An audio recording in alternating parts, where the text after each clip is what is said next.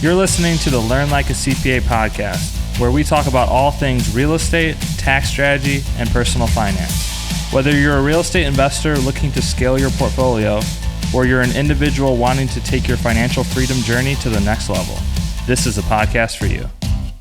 Welcome back to the show, guys. In today's episode, we're going to be talking about passive activity losses. Passive activity losses are generated from rental real estate primarily, but really any activity in which you do not materially participate in. So I could be a passive investor in my friend's business. I could be invested in a laundromat, a hair salon, any activity in which I don't have the day-to-day say, the day-to-day management. I'm a passive investor. Now, there's two buckets of income. There's non-passive income and there's passive income. And to give you a breakdown or a brief history, before 1986, all income was income. It went to the same bucket. So W-2, gambling, stock income, dividend income, it all went into the same category with rental income. So what you would have is you would have doctors, lawyers, you'd have high earning professionals who also invested real estate, used all the cool tax terminology that we used earlier, generated losses from the rental properties, and they're able to use that to offset their W-2 income. So you'd have doctors, lawyers making $500,000, making $1 million, and not paying anything in taxes because they were able to use the losses to offset their income. Congress put a stop to that in 1986, where they basically broke out income into two buckets, non-passive and passive. And this is found under Section 469 of the Internal Revenue Code. And briefly what it means is passive activity losses, income from a passive activity, can only be used to offset gains from a passive activity. So I'm not going to be able to take my losses from a rental property and offset my business income, my W-2 income, right? They are not going to let you do that because of the income classification, non-passive or passive. What happens with passive activity losses is they will offset other passive activity gains like we talked about. So I might have a loss coming from one property. I might have income coming from another. Those two will actually net each other and offset each other. Any sort of loss that's carried forward, if I have excess passive losses, they get carried forward on what's known as a Form 8582. Form 8582, if you're a real estate investor, this is the most important form on your tax return, in my opinion, because it's going to tell you exactly how much losses you have banked that you're going to be able to use in the future year. So if I have a $50,000 loss that I'm not able to take this year, and I have $50,000 of rental income next year, I'm going to be able to use that loss, carry it forward to next year, and eventually pay no taxes on that income. Really cool. Now, this is sometimes a blessing and a curse. You have a passive activity loss that you're not able to use, but oftentimes we see that people's income goes up over time. So I might generate a passive activity loss when I'm in a 22% tax bracket, and the following year I might be in a 32% tax bracket. That's a blessing because now I'm able to take that loss at a higher tax rate as opposed to the tax rate the year before. One exception to the passive activity loss rules is what's known as the active participation threshold. We also call it the mom and pop exception. If you own a rental property, a passive activity, and you actively participate in it, you're able to take up to a $25,000 loss against your income as long as you make less than $100,000 a year. So for example, I was able to do this if I'm in a 26% tax bracket and I'm able to take a loss against my income. I was able to save $45,000 to $5,000 in taxes by doing this because I was able to take my rental loss against my income because I made less than $100,000. Once you start making more than $100,000, the loss starts getting phased out until ultimately when you make more than $150,000, you're not able to take any passive losses against your income. And this $150,000, $100,000 threshold is whether or not you're single or married filing jointly. It doesn't change based on filing status. One of the things we're going to get into now is real estate professional status. So we said before that passive activity losses can only be used to offset passive activity gains unless you qualify as a real estate professional. So going back to the tax code, in 1986 is when they came out with two different buckets of income, non-passive and passive. And then it wasn't until 1993 that you had a lot of people lobbying in the real estate field, and they were saying, well, hey, wait a minute, I'm a real estate agent, I'm a fix and flipper, I'm a wholesaler, and I also happen to have rental activities. I'm not abusing the tax code by taking my rental losses against my doctor salary or my lawyer salary. I'm in real estate full time. And Congress decided to throw real estate investors a bone by coming out with something known as real estate professional status. Real estate professional status is an IRS tax designation given to people who spend a ton of time in real estate, real property trades or businesses. What's cool about real estate professionals is that they do not have to pay net investment income tax. Net investment income tax came out in the early 2010s, and it's basically a surcharge on any investment income that you make. If you're single and you make more than $200,000 a year, or if you're married and you make more than $250,000 a year, you have a 3.8% surcharge on your investment income. This could be rental income, interest, dividends, stocks. If you're a real estate professional, this drops off. So that's a cool thing.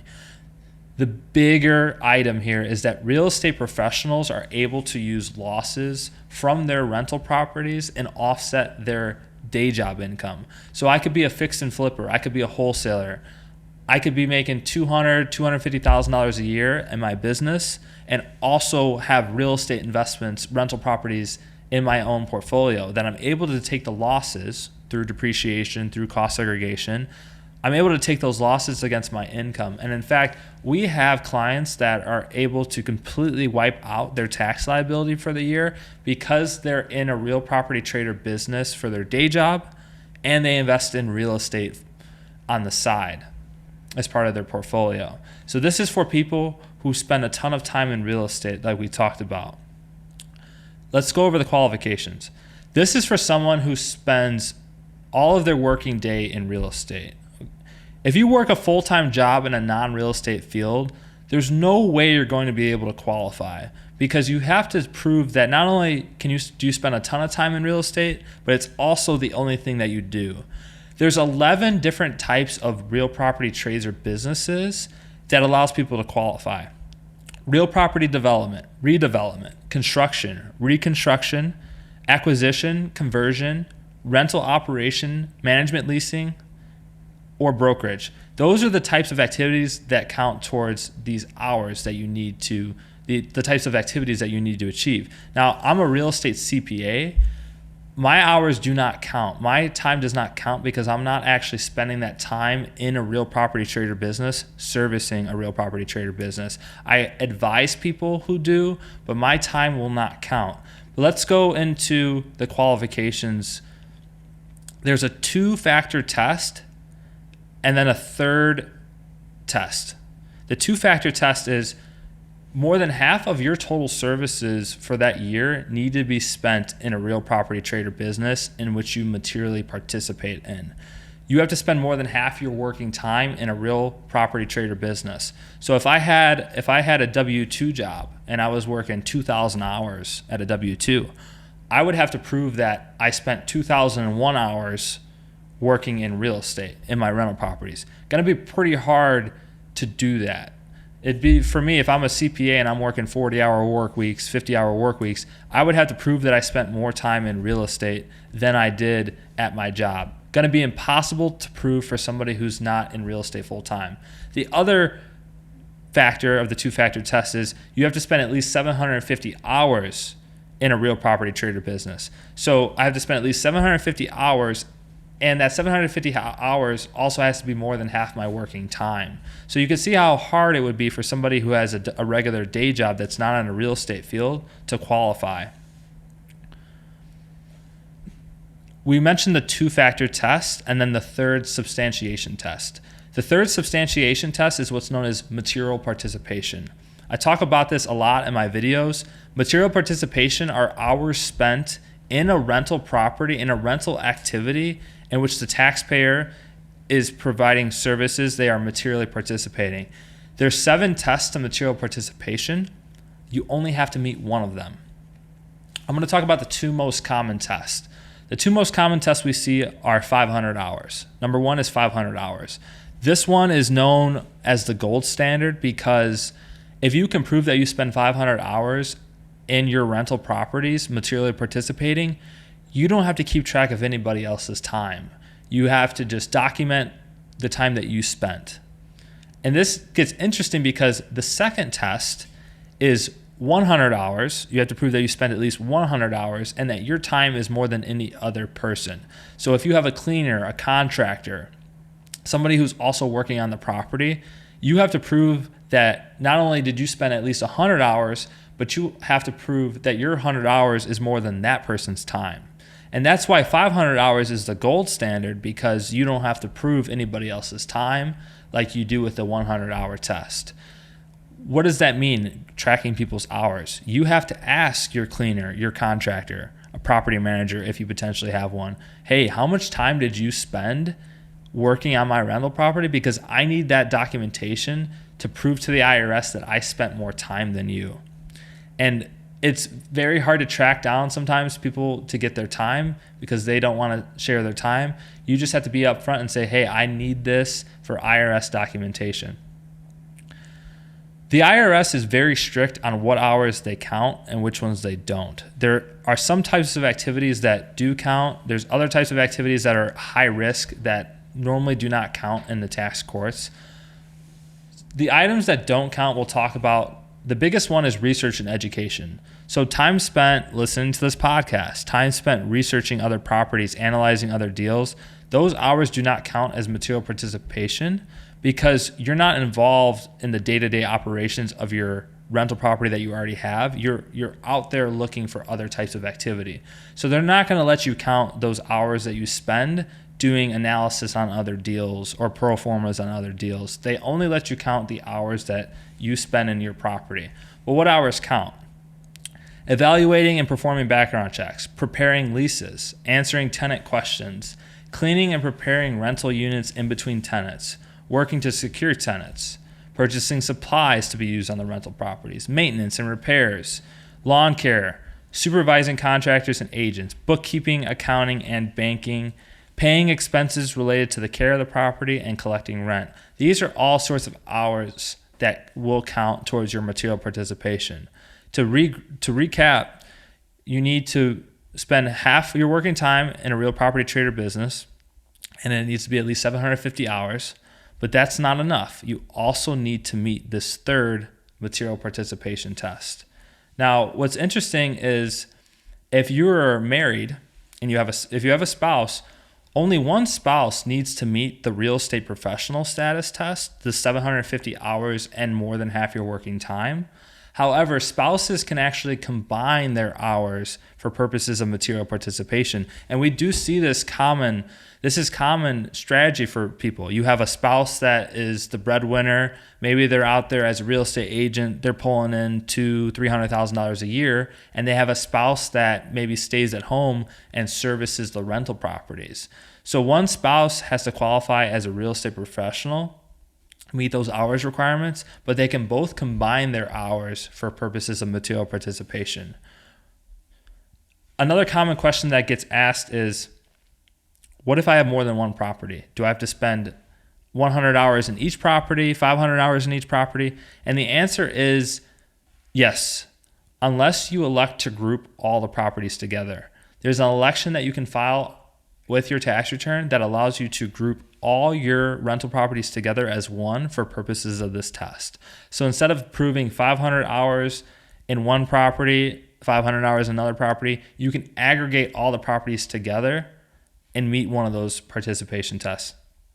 One thing to talk about is your hours that you document have to be credible. You have to prove to the IRS, to the tax court, that you're a credible person.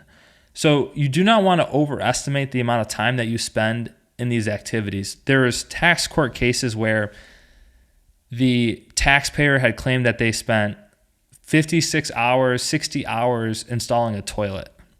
Now, I don't know about you guys, but I'm not the most handy, but I do know if I was to try to install a toilet, it would probably take me 5 to 6 hours before I gave up and hired somebody else.